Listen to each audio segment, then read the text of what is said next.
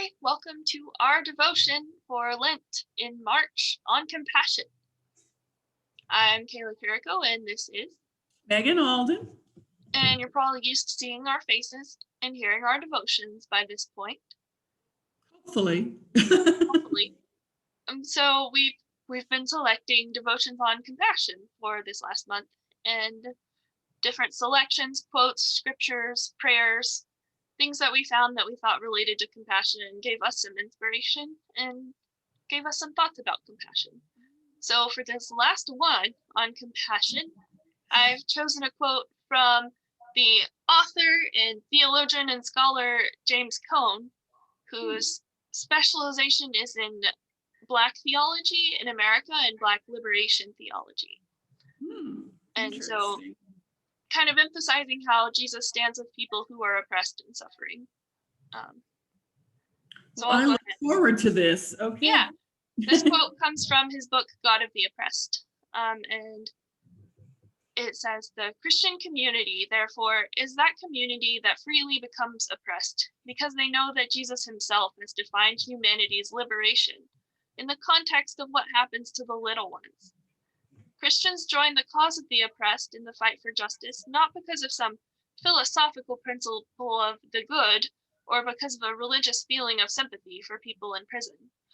Sympathy does not change the structures of injustice. The authentic identity of Christians with the poor is found in the claim in which the Jesus encounter lays upon their own lifestyle, a claim that connects the word Christian with the liberation of the poor. Christians fight not just for humanity in general, but for themselves and out of their love for concrete human beings." And so that's a quote from James Cone. And what I like about this one is that it encourages us not to just, embody compassion and following Jesus on like a heady level where we believe it but don't really do it. I think James Cone encourages us to like actually, act on our compassion and to really try and help people who are struggling. Well, and I like though when you said liberation. I like that word, Yeah,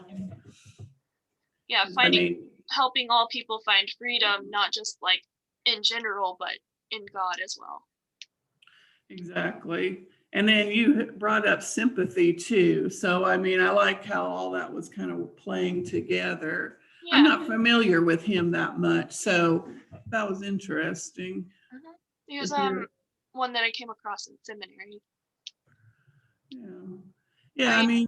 It's all about compassion, like we said in the previous weeks. It is, we've talked about it being opening up ourselves, taking it in ourselves. We talked about it, sympathy and empathy together, but I think today kind of sums up everything we've talked about the last few weeks. And, yeah, it kind of says, liberation, I think, you don't think that would work with compassion, but actually it kind of does.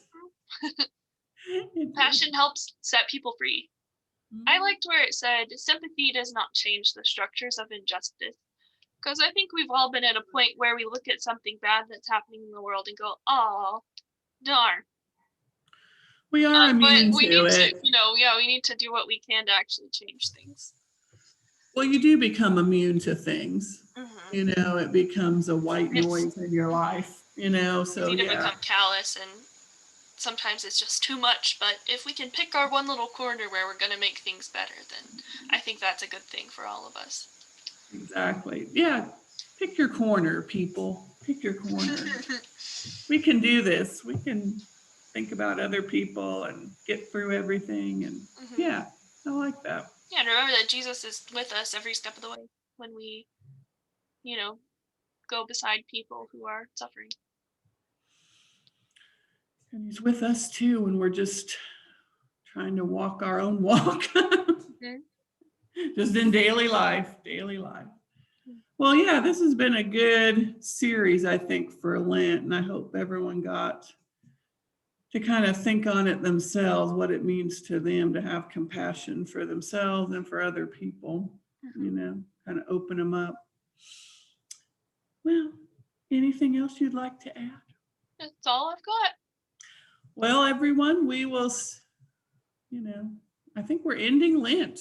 I think Lent's over. So Easter's very soon. we're here. We're at the end of Lent. Hopefully everyone will have a nice Easter. Indeed. All right. Bye, everyone. Bye.